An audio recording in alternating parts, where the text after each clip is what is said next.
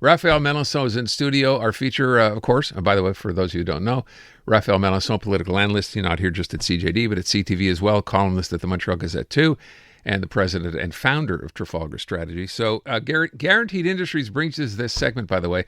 You want to get ready for spring, now's the time to do it. Give them a call. They team up with Canair to make sure you are ready and tune up your system to be ready for when the warm weather gets here, which, by the way, will be Friday when it's 18 degrees. Don't really know that's warm, but it's a step in the right direction. 514-342-3400 or online, guaranteedindustries.com. So, Raph. Friday's tomorrow. It is. 18 tomorrow. 18 tomorrow, holiday Amazing. Friday, yeah. I'll take it. But then the next day it's only 5 or something, so don't get excited. We'll take it day by day. So clearly, François Legault, which we spent a lot of time talking about today, he made his last speech as premier in the National Assembly, and I know you consider him to be the best premier in Quebec history, right? Absolutely. Among the best, certainly, with René Lévesque and Maurice Duplessis. No, I'm just kidding. You know what, Aaron? I think today, I've been very critical in the past of François Legault. I've said multiple times over, since nearly a year now, that he needed to leave so that his party could survive him. That's the party he founded. He established himself. He brought that third way to power in the end, and he needed to leave. So that's a good thing that he finally came to the conclusion that he had to sacrifice, to put aside his ego and to sacrifice his own personal ambition to remain as premier. Did he come to that conclusion, Raph, or did someone come to that conclusion for him? I think people around him at some point told him, you know what, you really need to do something about it, because if you remain, it's not just your own political career that's going to die. It's the party, it's the movement that you established yourself. And if you want that to stand a chance at surviving maybe in the next election, and as far as we know, from what we've seen this week, the polls that came out showing that Christine Fréchette could potentially help this party survive. They won't be in power by next fall, unless there's a miracle happening here. But at least the polls show right now that Christine Fréchette could help the party hold a few seats in the next election. So that means the CAQ would survive and remain as a political force in the Quebec political landscape. So that's a good thing he did that, because had he been stubborn and chose to remain, the party would still be credited with 0 seats in the next election. I think that's the result he would be facing. I find this really fascinating that, we're talking about Christine Fréchette. You're referring to this latest poll that shows she would, at least allow the party to win some seats. Up until 3 months ago, nobody even knew. I mean, internally, yes, but most people didn't even know who Christine Fréchette was. As most people didn't know who Charles Miard was until he became the leader of the Liberal Party. As many people in Canada had never heard of Mark Carney prior to him becoming the leader of the Federal Liberals. That's not true. Well, Bank of Canada, Bank of England, people knew who Mark Carney was. Ordinary Canadians who don't follow politics as much as we do on a daily basis, probably if you ask, go on the street and ask people who is the current Prime Minister of Canada, I'm sure you have at least a third of the population who can't tell you really what his name is. What? Oh, yes. No. Oh, yes. Oh, yes.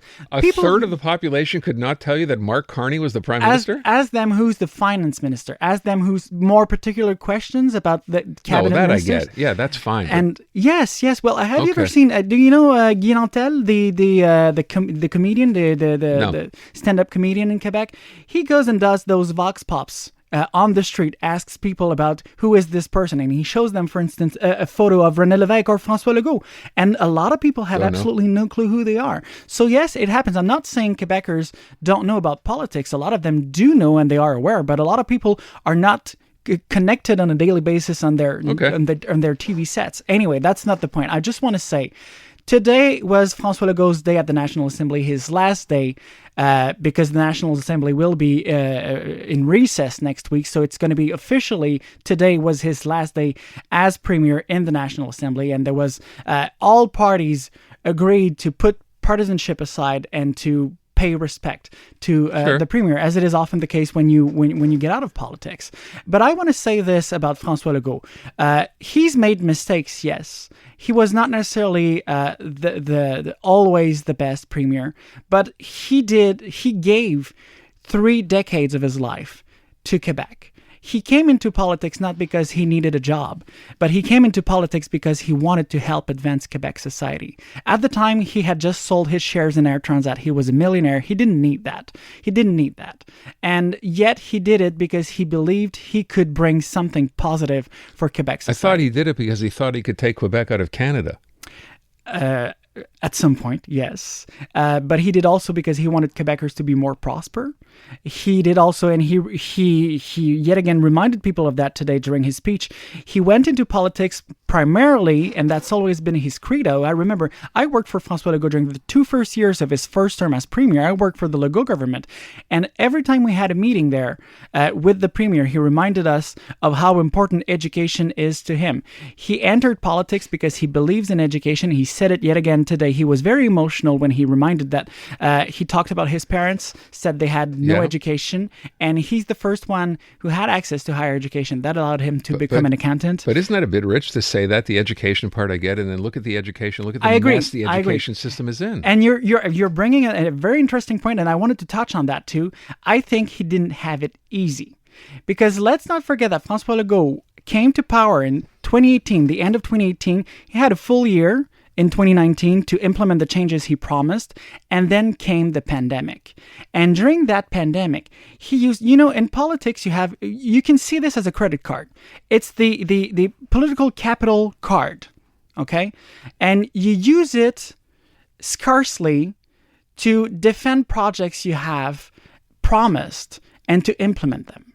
And he almost filled his political capital credit card all at once with the pandemic because he used his aura and his at the time he was still in a honeymoon with Quebecers, so he used all that political capital at the time to unite Quebecers around the measures that we had to implement to face the pandemic. And when the pandemic was over, he had used almost all of his political capital all at once. So he had no more political capital to implement the changes he promised. So I'm not saying it's not his fault. He lacked courage on certain promises. For instance, the electoral reform. He promised that. A lot of third parties promise electoral reforms until they come to power. And then they forget about it. Same thing happened at the federal level with Justin Trudeau in 2015. And so did Legault. He did not fulfill his promise on this. But still, there's a lot of things that he could have done, I believe. He could have done much more in terms of major changes for Quebec society had he not had to go through and lead the province as the, quote, father of the nation he has been during the pandemic. But to be fair, first of all, Quebec had the worst record in the pandemic of any province in Canada. More deaths here, we know that, right? And second of all, the story was him on TV every day made it seem like we were on top of what was going on when we found out, of course, after the fact that we weren't. We had the deaths in seniors' homes, thanks to the report by Aaron Durf.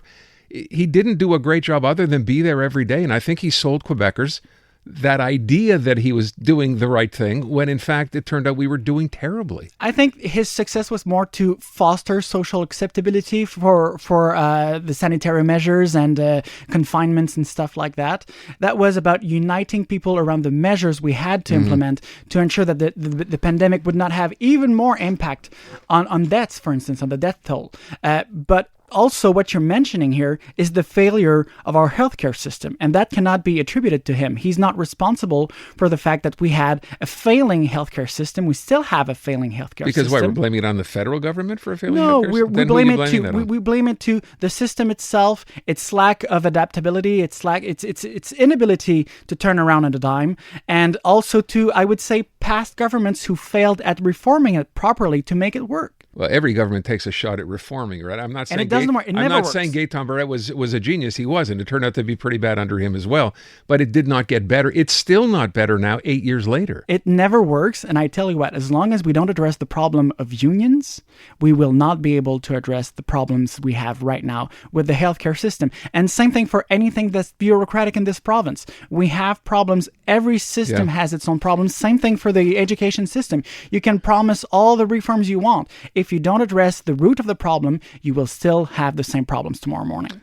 I would ask one other thing with respect to, when he first came into power, you mentioned he'd been in Air Transat. He became a millionaire. He didn't need to do this. He said when he first came in, if I recall right, I'm not sure what it's going to be in English, that, he was from...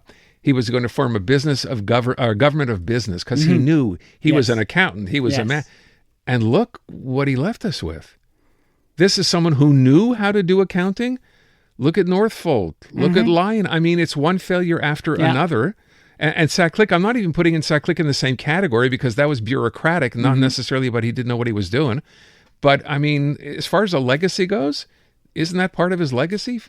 Yeah, I think you're right. Well, two things here. I think the first one is you don't manage a government as you would manage a regular business. Surprise, first of all. surprise. So anyone that promises you that because they have an impressive track record in the business sector doesn't mean they're going to be good politicians. Second, I would also add, on top of being the head of our Transat, he was also at the head of many major ministries under PQ governments prior to becoming premier. Right. So he was healthcare minister, he was education minister. So he knew how the system worked. He knew how the system worked, and yet, so I think we have to ask ourselves, despite having a Top Gun that should have been able to implement the changes we needed as a society, he didn't deliver on that. He didn't deliver on all of that. He tried, but he failed at a certain level, certainly. Look at the reforms in the healthcare system. Did you see any improvements so far in the healthcare system? No. And it's not because of Christian Dubé, who's also a top gun in terms of management. It's not because of François Legault. It's because the system itself, I believe, is rigged. What happened to the buck stops here? The buck stops here. The buck stops at his desk. Yeah. He's the big guy. He needed to be more involved. He needed to keep an eye on things. Things just got out of control. But then again, it all comes to spending your political capital. Yeah. And see, I think that had he tried to implement, let's take for instance the reform with doctors that was that generated a lot of pushback just a few months ago. Had he tried to implement that at the beginning of his first mandate, when his card of political capital was full, that would have probably passed among the population much more easily than when you try to implement major changes towards the end of your second term, when there's a fatigue around your government. So the circumstances and the pandemic, I think, made it really hard for François Legault to really implement the changes he promised to Quebecers. Anyway, I'm not buying that. I think, it's a tough job. Yeah, that's why you go to take that job. You needed to do better. He also lied. He also promised, I think, when he got in about cutting the civil service. We know how that turned out. There are more people working for the government than ever before. So it's also I would say, I've seen it myself from the inside.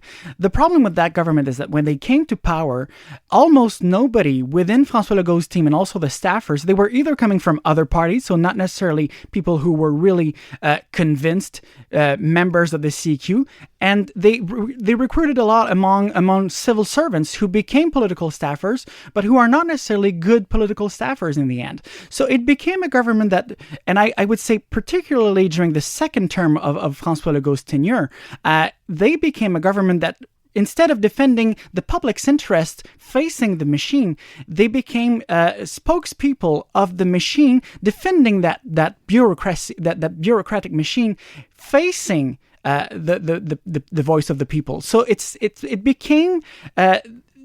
I think elected officials have a duty to defend the public's interest and the taxpayers' interest and ask questions to the machine. We have seen it with CAQ, for instance, that the right questions were not asked at the right time.